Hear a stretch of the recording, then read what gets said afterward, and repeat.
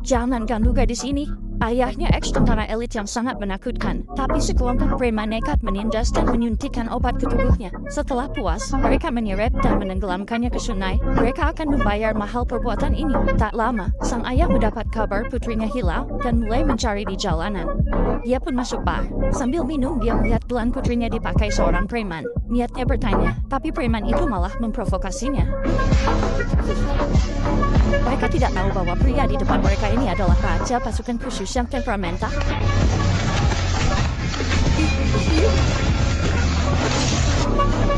Saat itu, ayah si preman masuk. Dia penguasa kota. Atas isyaratnya, dua polisi korup menangkap sang raja pasukan khusus ke kantor polisi. Tanpa proses, ia langsung dihukum mati. Bahkan kepalanya dibungkus plastik, tangannya terikat, ia tak bisa melawan. Saat hampir mati, Polwan jujur datang menolong. Keluargaku berhenti dan mengusir mereka dari ruang interogasi. Namun, saat borgol hendak dibuka, si raja menyerang, merebut pistol Polwan, dan menyandaranya untuk kabur. Ia naik mobil polisi lalu tancap gas. Tak lama, si janggut tiba di villa. Ia membuka bagasi, mengambil senapan, lalu menyelinap ke halaman belakang. Kebetulan, ia melihat si janggut turun dari mobil. Ia segera mendekat, menurunkan senapan, dan menuntut keberadaan putrinya. Si janggut pura-pura bodoh dan mengaku tak pernah melihatnya. Tiba-tiba si preman keluar dan mengaku sebagai pacar putrinya, menyebut mereka sering bersenang-senang, tapi putrinya lemah dan membosankan. Sang mantan tentara pun murka. Ia langsung menembak si preman hingga tewas. Belum sempat bereaksi, sepupu si berjanggut membalas dengan shotgun, hingga si raja terluka parah dan kabur ke hutan. Melihat anaknya tewas, si berjanggut marah besar dan mengerahkan anak buahnya untuk membunuh pria itu. Begitu terlihat, mereka langsung menembakinya saat ia bersembunyi. Ia melepas jaket, membalut lukanya, lalu menyelinap ke belakang lawan.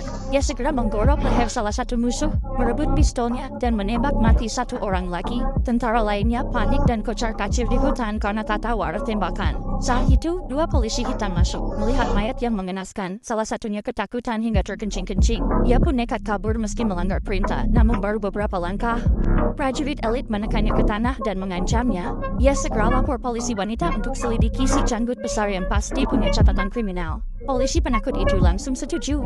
Sang prajurit lalu sembunyi di hutan dan mengobati luka di kubur tua. Ia memanaskan pisau hingga merah lalu menempelkannya ke luka.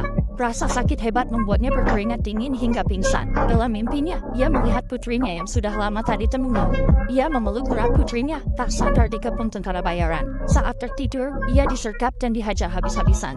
Sang prajurit elit dipukuli tanpa perlawanan, hanya bisa memeluk kaki lawan demi mencari celah. Tiba-tiba ia bangkit menghantam musuh, merebut pistol, lalu menembak mati semuanya. Bos pun selamat. Ia mengikat lalu menyusup pria itu, sambil menanyakan kematian putrinya. Karena sakit, pria itu mengaku, berharap dilepaskan. Namun, ia justru langsung dihabisi. Usai membunuh si bos, sang prajurit bersumpah membalas dendam pada semua pelaku. Sementara itu, pria berjanggut merekrut pembantu khusus, seorang mantan agen rahasia tak berpengalaman. Tak ada yang lolos darinya. Namun, pria berjanggut tak tahu pria ini ayah sang prajurit. Keahliannya hasil didikan sang ayah. Meski berduka atas cucunya, sang ayah menahan diri agar putranya tak salah langkah. Atas perintah si janggut, mantan agen itu kini memimpin tentara bayaran di kantor polisi. Tugas mereka menangkap prajurit elit itu.